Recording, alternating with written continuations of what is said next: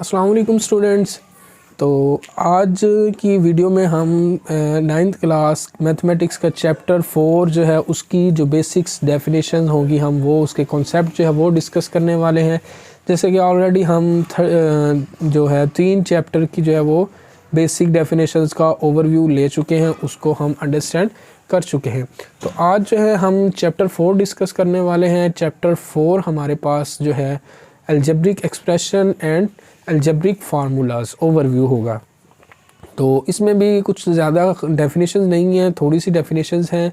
तो बेसिक चीज़ें हैं जो आपको पता होनी चाहिए, जैसे अलजेब्रिक एक्सप्रेशन क्या चीज़ है, पोलिनोमियल क्या है, डिग्री ऑफ पोलिनोमियल क्या है, और हमारे पास जो है रैशनल एक्सप्रेशन क्या होता है, सर्ड क्या है, और मोनोमियल सर्ड क्या चीज़ है, और इसके अलावा बाइनोमियल सर्ड क्या चीज़ है।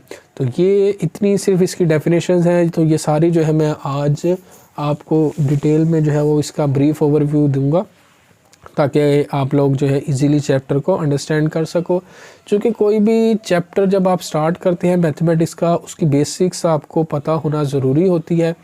जब तक आपको उसकी बेसिक्स डेफिनेशंस या कॉन्सेप्ट नहीं पता होगा तो तब तक आप उस चीज़ को, उस चैप्टर को, उस प्रॉब्लम को अंडरस्टैंड नहीं कर पाएंगे। ठीक है, तो हम स्टार्ट करते हैं।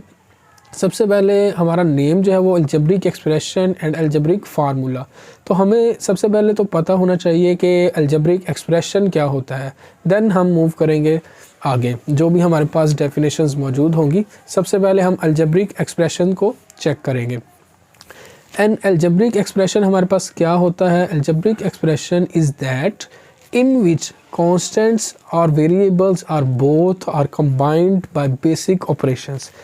ऐसा एक्सप्रेशन जिसके अंदर हमारे पास constants, variables या फिर दोनों constant और variables का combination दोनों जो है हमारे पास basic operations के साथ मौजूद हो, यानी कि addition, subtraction वगैरह के साथ जो है वो हमारे पास constant हो या variables हो या फिर दोनों मौजूद हो। ऐसा एक्सप्रेशन जो है वो हमारे पास जो है वो कहलाता है अलजेब्रिक एक्सप्रेशंस। जैसे कि हम लिखते हैं 2x प्लस 3 जो है वो हमारे पास जो है वो एक अलजेब्रिक एक्सप्रेशन है। ठीक है, जैसे अब इसमें 2x प्लस 3 जो है वो अब यहाँ पे हमारे पास जो 2 है वो हमारे पास एक कांस्टेंट नंबर है, और जो हमारे पास x है और 3 है, यहाँ पे जो x है वो हमारे पास वेरिएबल में आ जाता है, और 3 जो है वो भी एक कांस्टेंट नंबर है। 2x प्लस 3 एक अलजेब्रिक एक्सप्रेशन है, और यहाँ पे जो प्लस जो है वो एक बेसिक ऑपरेशन का काम करता है। इस तरीके के जो भी हमारे पास एक्सप्रेशन होंगे उनको हम बोलते हैं अलजेब्रिक एक्सप्रेशंस। ठीक है, जो भी अलजेब्रिक एक्सप्रेशंस हमने ऑलरेडी हम बहुत से रीड कर चुके हैं। तो ax प्लस बी जैसे एक जनरल फॉर्म हम लिखते हैं। यहाँ पे a और b जो है वो दोनों कांस्टेंट्स हैं, और जो x हमारे पास है वो हमारे पास वेरिएबल है, और जो प्लस है वो एक बेसिक ऑपरेशन का काम करेगा। ठीक है, अब इसके बाद जो है हमारे पास नेक्स्ट चीज़ जो है वो यूज़ होने वाली है चैप्टर में, वो है पोलिनोमियल। पोलिनोमियल क्या होता है? ठीक है, polynomial means an expression with many terms. ठीक है, अब पोलिनोमियल ऐसा होगा कि ऐसा एक्सप्रेशन है जिसके अंदर बहुत सारी टर्म्स जो हैं वो इकट्ठी मौजूद होती हैं। अलजेब्रिक एक्सप्रेशन में हमारे पास थोड़ी सी टर्म मौजूद होती हैं, लिमिटेड टर्म्स होती हैं, लेकिन पोलिनोमियल जो हमारे पास होगा वो ऐसा एक्सप्रेशन होगा जिसमें काफ़ी ज़्यादा टर्म्स जो हैं वो मौजूद होती हैं। एक आध टर्म नहीं होती, काफ़ी ज़्यादा टर्म्स मौजूद होती हैं, इन्फिनिट भी हो सकती हैं। ठीक है, ये होता है हमारे पास पोलिनोमियल। अब पोलिनोमियल की हमें डिग्री मालूम होनी चाहिए। डिग्री ऑफ पोलिनोमियल क्या होगा?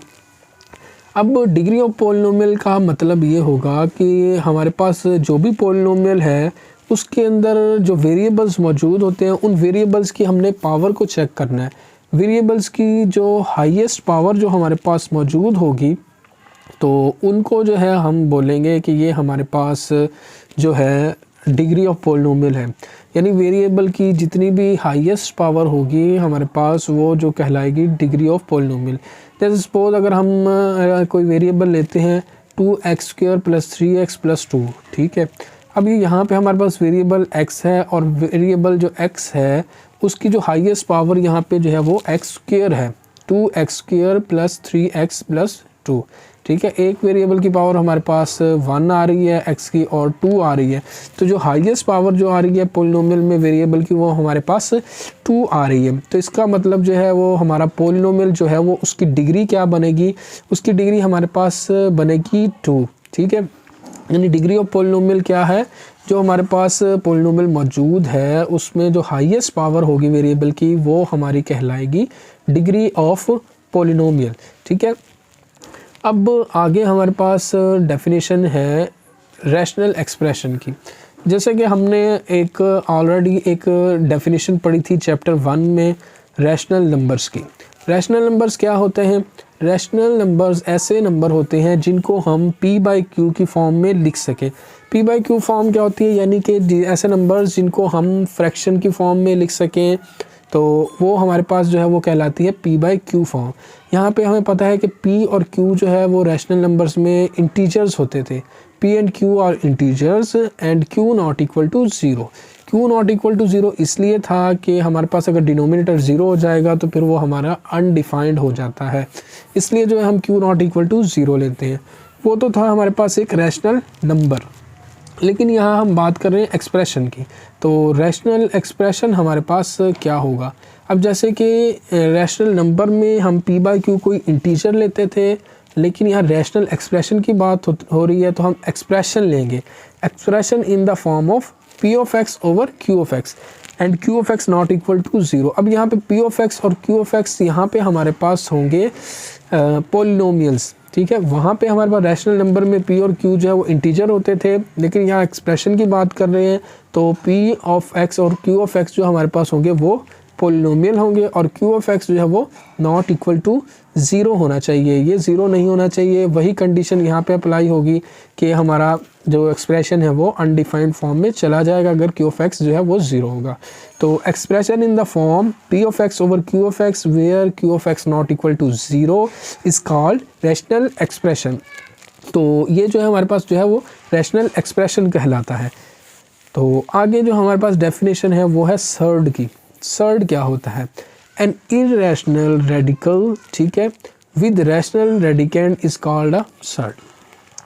अब वो डेफिनेशन ये है कि हमारे पास एक इरेशनल रेडिकल होना चाहिए विद रैशनल रेडिकेंड। मैंने आपको बताया था रेडिकेंड क्या होता है, जो हमारे पास रेडिकल साइन यानी कि जो स्क्वायर रूट होता है हमारा, वो रेडिकल साइन उसके अंदर जो टर्म मौजूद होती है वो हमारा कहलाता है रेडिकेंड। अब इसके अंदर ये क्या है कि इरेशनल रेडिकल होना चाहिए, रेडिकल हमारा पूरा का पूरी जो टर्म है वो इरेशनल होनी चाहिए, लेकिन जो उसके अंदर मौजूद नंबर है वो हमारे पास रेडिकेंड जो है वो रैशनल होना चाहिए, यानी कि जिसको हम p/q की फॉर्म में लिख सकें, p/q की फॉर्म में फ्रैक्शनल फॉर्म में हम उसे लिख सकें। अगर हम कोई एग्जांपल लें तो फॉर एग्जांपल जो हमारे पास हम सर्ड के एग्जांपल ले लेते हैं, जैसे कि स्क्वायर रूट 3 है। अब ये हमारे पास जो है स्क्वायर रूट 3 है कि ये इरेशनल रेडिकल है, ठीक है, इरेशनल रेडिकल है, स्क्वायर रूट साइन आ रहा है, रेडिकेंड जो है इसके अंदर 3 है, लेकिन जो 3 रेडिकेंड जो है वो रैशनल नंबर है, इसको हम फ्रैक्शनल फॉर्म में लिख सकते हैं 3/1 करके। इसी तरीके से अगर हम कोई और एग्जांपल लें तो हम वो ले सकते हैं स्क्वायर रूट ऑफ 2/5। अब जो स्क्वायर रूट ऑफ 2/5 जो है वो हमारे पास जो है वो एक इरेशनल रेडिकल है, और इस रेडिकल साइन के अंदर जो रेडिकेंड मौजूद है वो हमारे पास रैशनल रेडिकेंड है। 2/5 जो है वो एक p/q की फॉर्म है। तो ये था सर्ड। अब हम देखते हैं मोनोमियल सर्ड। मोनोमियल सर्ड क्या होता है, a surd which contains a single term is called a monomial. जैसे हम मोनोमियल एक चीज़ के लिए यूज़ करते हैं, बाइनोमियल 2 चीज़ों के लिए यूज़ करते हैं, इसी तरीके से मोनोमियल सर्ड वो होगा जिसके अंदर हमारे पास जस्ट 1 टर्म मौजूद हो, एक टर्म मौजूद होगी तो वो हमारा जो है वो मोनोमियल सर्ड कहलाएगा, ठीक है। अब इसी तरीके से बाइनोमियल सर्ड है हमारे पास। बाइनोमियल सर्ड की बात करें तो उसी तरीके से a surd which contains sum or difference of 2 surds is called binomial surd। अब मोनोमियल सर्ड में तो हमारे पास जो है वो जस्ट एक सिंगल टर्म मौजूद होती थी, इसलिए हम उसको मोनोमियल सर्ड बोलते थे। बट जो बाइनोमियल सर्ड हमारे पास होगा उसके अंदर हमारे पास जो होगा वो सम और डिफरेंस होगा। ये 2 चीज़ें हो सकती हैं, या सम हो या डिफरेंस हो 2 सर्ड्स का, ठीक है। दो सर्ड्स का अगर हमारे पास सम या डिफरेंस हो तो ऐसे सर्ड को जो है वो हम बोलते हैं बाइनोमियल सर्ड, क्योंकि इसके अंदर दो सर्ड्स मौजूद होते हैं इसलिए हम इसको बाइनोमियल सर्ड बोलते हैं। मोनोमियल में एक ही सर्ड इन्वॉल्व होता है इसलिए हम उसको मोनोमियल बोलते हैं। तो ये थी हमारे पास 4th चैप्टर जो है उसकी definitions, algebraic expression and algebraic formulas की जो बेसिक डेफिनेशंस थी। तो जस्ट यही डेफिनेशंस हैं। तो इंशाल्लाह नेक्स्ट वीडियो में हम मुलाकात करेंगे और चैप्टर नंबर 5 की बेसिक डेफिनेशंस का ओवरव्यू लेंगे। तब तक के लिए अल्लाह हाफिज़।